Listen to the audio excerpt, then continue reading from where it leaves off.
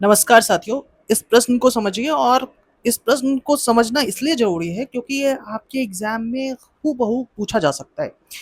देखिए, global innovation index 2025 को लेकर प्रश्न आपसे पूछा गया है। आप कहेंगे कि सर 2026 के प्रश्न क्यों नहीं बने? क्योंकि ये इनोवेशन इंडेक्स जो है ये अगस्त, सितंबर, अक्टूबर में आता है, उससे पहले ही आपकी एग्ज़ाम है, तो इसलिए ग्लोबल इनोवेशन इंडेक्स 2025 आपके लिए जो है बहुत ज़रूरी है। इसमें ये पूछा गया है कि इसमें स्टेटमेंट वाइज क्वेश्चन है क्योंकि अब बीपीएससी के ट्रेंड जो हैं वो आपको स्टेटमेंट वाइज क्वेश्चंस के लिए आपको तैयार रहना है और क्वेश्चंस कैसे पूछे जा सकते हैं ये हमने ध्यान रखा है, ऐसे ही क्वेश्चंस पूछे जाएंगे आपको। देखिए, इन्होंने ये कहा कि Switzerland has been ranked the world most innovative economy for 15th consecutive year. अच्छा, पहले इस पूरे प्रश्न को समझने से पहले आपको ये समझना पड़ेगा कि इनोवेटिव इकोनॉमी किसको कहेंगे। साथियों, इनोवेटिव इकोनॉमी समझने के लिए आप एग्जाम्पल लीजिए कि एक कंट्री ए है और एक कंट्री बी है। जो कंट्री ए है ना, वो क्या करती है कि अपने यहाँ कोयला बेचती है, लोहा बेचती है, ठीक है, वो धान बेचती है, गेहूं बेचती है। मतलब ये जो कंट्री है, कंट्री ए, ये ये सारे प्रोडक्ट बेच रही है। अब कंट्री बी के प्रोडक्ट्स पे जाते हैं। कंट्री बी एआई पर काम कर रही है, कंट्री बी सॉफ्टवेयर बेच रही है। कंट्री बी की अगर बात करें तो वो चिप्स बेच रही है, नए टेक्नोलॉजी बेच रही है, यहाँ रिसर्च एंड डेवलपमेंट हो रहा है, नए नए पेटेंट हो रहे हैं।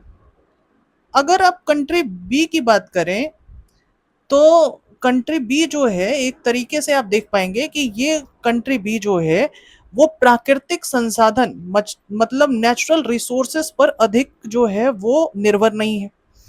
कंट्री बी की जो निर्भरता है वो निर्भरता है इंटेलेक्ट पे, नॉलेज बेस्ड इकोनॉमी पे। जब यानी यहाँ पेटेंट नॉलेज की बहुत ज़्यादा जो है वैल्यू है कंट्री बी में। इसलिए कंट्री बी का जो पूरे पूरे इकोनॉमी का मुख्य साधन है वो इंटेलेक्ट है, नॉलेज है। इसलिए इसको कहेंगे इनोवेटिव इकोनॉमी। यानी इनोवेटिव इकोनॉमी में ज़्यादा रिसर्च और डेवलपमेंट के जो है चांसेस बहुत ज़्यादा होते हैं। आइडियाज़ बहुत ज़्यादा आपके सामने आते हैं, नए नए स्टार्टअप्स खुलकर सामने आते हैं, नई नई तरीके की इंटरप्रेन्योरशिप आपको देखने को मिलेगी। तो ऐसी इकोनॉमी के जो ग्रोथ के चांसेस हैं वो बहुत ज़्यादा होते हैं। और यही कारण है कि अगर कंट्री बी के अंदर जो आप देख पाएंगे, जैसे कि अमेरिका हो गया, जैसे कि इसराइल भी आप एक तरीके से कह सकते हैं, क्योंकि इनोवेशंस यहाँ ज़्यादा हो सकता है। जैसे कि बहुत सारे नॉर्डिक कंट्री जो है बनस्पत, ये एक मिडिल ईस्ट की जो है कंट्री ले ले, जो सिर्फ और सिर्फ जो है वो तेल बेचने पे अपने आप को जो है सीमित करके रखी है। तो ऐसे कंडीशंस में इस कंट्री के बेसिस पे जो है वो कौन सी इनोवेटिव इकोनॉमी हो गई, कंट्री बी। और कंट्री बी की ज़्यादा ग्रोथ आपको दिखेगी। यही कारण है कि जो ग्लोबल इनोवेशन इंडेक्स है वो कौन इशू करता है, वो वर्ल्ड इंटेलेक्चुअल प्रॉपर्टी जो है वीपो ऑर्गेनाइजेशन, ये इशू करता है। यही कारण है। और ये 80 मापदंड को देखता है कि आप उस पे जो है वो खरा उतरते हैं या नहीं, उसके बेसिस पर आपको जो है वो जज किया जाता है।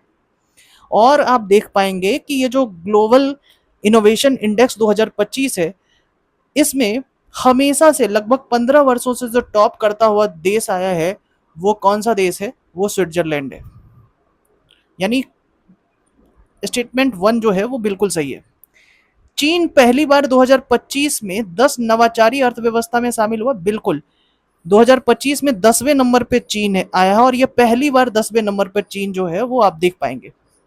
भारत जो है, भारत के बारे में कह रहा है कि India rank first among all lowest middle income economies in central and the southern Asia. Bharat को भी लेकर ये बातें बिल्कुल सही हैं कि भारत जो है वो निम्न आय वाली अर्थव्यवस्था में मध्य और दक्षिण एशिया में पहले स्थान पर है। ये तीनों स्टेटमेंट सही है।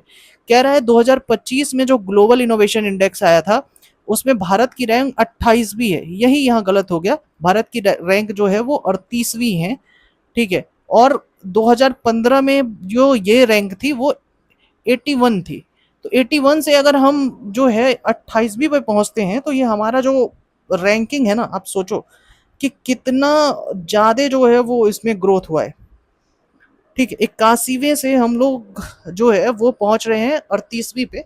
बहुत ज्यादा ग्रोथ है, लेकिन इसमें और भी ग्रोथ की आवश्यकता है। तो 1 2 3 हमारा सही होता हुआ नजर आता है, तो ये आंसर हो जाएगा बी।